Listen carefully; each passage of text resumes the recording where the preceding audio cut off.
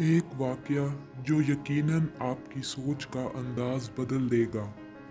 वो लाहौर के इलाके शालीमार में नान चने और सिरिपाई की दुकान चलाता था। मैंने कई बार उसकी दुकान से नाश्ता खरीदा था, मगर अक्सर मैं देखता जब भी कोई बेहतरीन बोटी या ज़्यादा गूदे वाली हड्डी आती तो वो बोटी को अलग बर्तन में रख देता और हड्डी से गूदा निकाल कर हड्डी फेंक देता। मुझे उसकी इस बेईमानी पर हैरत कम होती, मगर गुस्सा ज़्यादा आता। तब मैं ज़ेरे तालीम था, कॉलेज में मेरा पहला साल था। बच्चों जैसी झिझक और खौफ मेरे अंदर था। मैं चाहकर भी सिरी पाए बेचने वाले से ये नहीं पूछ पाया था कि वो ऐसी बेईमानी आखिर क्यों करता है। खैर, मैं दिल और दिमाग में आने वाले सवालात, एहसासात, जज्बात को कभी ज़बान तक ना ला सका। चाहकर भी उस दुकानदार को बातें ना सुना सका। अपनी तालीम मुकम्मल की और लाहौर को खैर आबाद कह दिया। ठीक तकरीबन 7 साल बाद मैं दोबारा उसी दुकान पर अपने दोस्त के हमरा नाश्ता करने गया। मैं मोटरसाइकिल से उतरा ही था कि एक नए मॉडल की गाड़ी ने आकर मेरे सामने ब्रेक लगाई और अंदर से उसी दुकान का मालिक निकला। मैंने उस दुकानदार को पहली नज़र में पहचान लिया और थोड़ी देर मुझे गौर से देखने के बाद वो दुकानदार भी मुझे पहचान गया। वो मुझे इंतहाई आजिज़ी और खुश उसलूबी से मिला।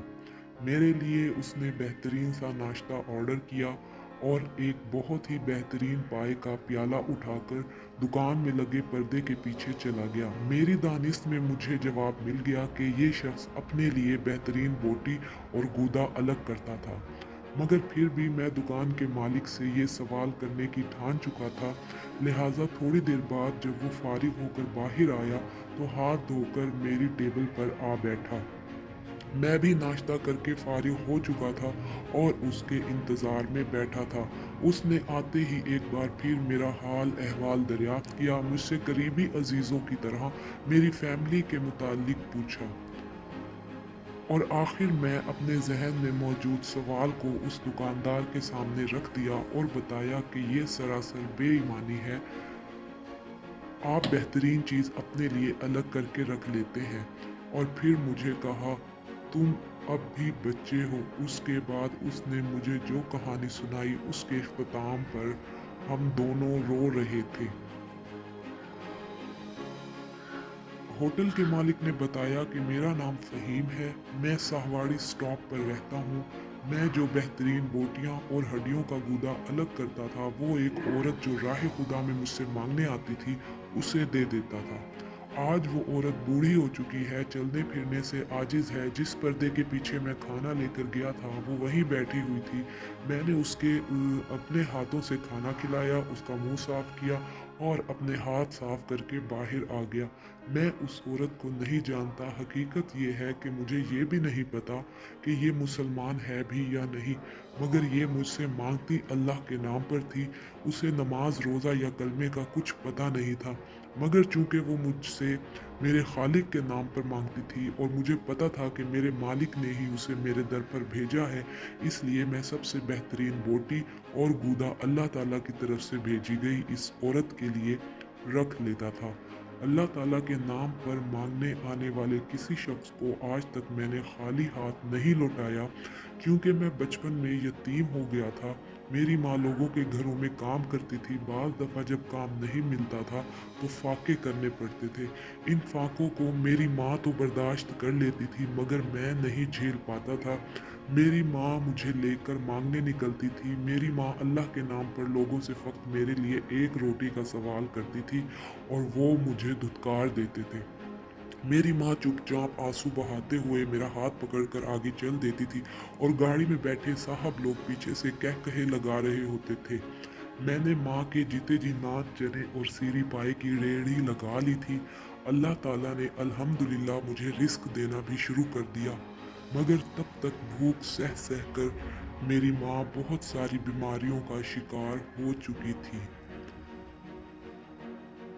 मेरा कारोबार चमकने से पहले मेरी माँ मर गई, मगर मरते वक्त मेरी माँ ने मुझे एक बात कही थी। वो बात मुझे आज तक याद है। अल्लाह ताला के नाम पर कोई तुमसे मांगने आए तो सबसे अच्छी चीज़ देना, क्योंकि वो चीज़ तो मांगने वाले को नहीं बल्कि अल्लाह ताला को दे रहा होगा। इस नसीहत के बाद मेरी माँ ने सिर्फ मौत की हिचकी के वक्त कलमा पढ़ने के लिए आवाज़ निकाली और फिर हमेशा हमेशा के लिए इस जहाने फ़ानी को छोड़कर चली गई। मेरी माँ की मौत के 1 साल बाद मेरी दुकान बहुत अच्छे से चलने लगी। मैं बहुत अच्छा कमाने लगा और माँ के मरने के 2.5 साल बाद एक औरत अपनी 3 साल की बच्ची के साथ मेरी दुकान पर आई। उसने मुझसे अल्लाह के नाम पर खाना मांगा तो मुझे अपनी माँ की वो नसीहत याद आ गई। तो उसके बाद वो औरत रोज़ बेटी के हमरा आकर अल्लाह के नाम पर खाना मांगती और मैं उन माँ बेटी को बेहतरीन खाना दे देता। फिर एक बार अचानक वो 3-4 दिन के लिए ना आई तो पता चला कि उसकी बेटी रोड एक्सीडेंट में मर गई है। मैंने उससे उसकी बेटी के मुतालिक कोई सवाल ना किया ताकि उसे कोई दुख ना हो। इसने अल्लाह ताला के नाम पर खाना मांगा, मैंने उसे दे दिया। अब मेरी रूटीन बन गई थी। जूं ही वो औरत आकर मेरे खालिक के नाम पर हाथ फैलाती, मैं उसे बेहतरीन खाना खिला देता।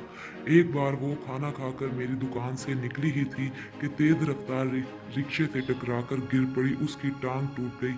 मैं उसे अस्पताल ले गया। अस्पताल से फारिग होकर उससे उसके वर्सा के बारे में पूछा तो उसने कहा, मेरा कोई वारिस नहीं, बस मेरा अल्लाह ही वारिस है। मैं उस औरत को अपने घर ले आया, उसकी खिदमत करके वो सारी कमी पूरी कर दी जो अपनी माँ की खिदमत करने में मुझसे कोताही हो गई थी। मेरी माली हालत ठीक थी मगर फिर इस औरत के घर में होने की वजह से कोई भी लड़की मुझसे शादी के लिए तैयार ना थी। मुझे उस औरत को घर से निकालने की शर्त पर रिश्ता ऑफर हुआ। मैंने इनकार कर दिया। मेरा बढ़ता कारोबार देखकर एक और फैमिली ने मुझे उस बूढ़ी औरत के साथ कबूल कर लिया। यूं मेरी शादी हो गई। शादी के बाद मैंने दुबई में अपने दोस्त के साथ मिलकर होटल बनाया। अल्लाह ताला ने वहाँ से मेरे कारोबार को बरकत दी और मैं दिन दुगनी रात चुगनी तरक्की करता गया।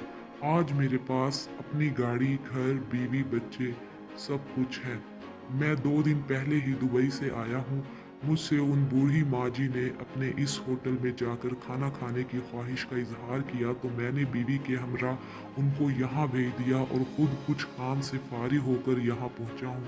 उनको खाना खिलाने के बाद मैंने आपको टाइम दिया। अब दोनों चलते हैं, इंशाल्लाह फिर मिलेंगे। मुलाकात के इख्तिताम पर मैं, मेरा दोस्त और वो दुकानदार, तीनों की आंखों में आंसू थे। जबकि दुकानदार पर आए गाहक हमें हैरत से देख रहे थे। मैंने नाश्ते का बिल देना चाहा मगर फ़हीम ने लेने से इनकार कर दिया। मेरी लाख जिद पर भी वो ना माना तो मैंने मुसाफिहा करने के लिए हाथ आगे बढ़ाया। जूं ही फ़हीम ने मेरे हाथ से हाथ मिलाया तो मैंने बेसाख्ता फ़हीम के हाथ पर बोसा दिया और अलविदा कहकर चल दिया।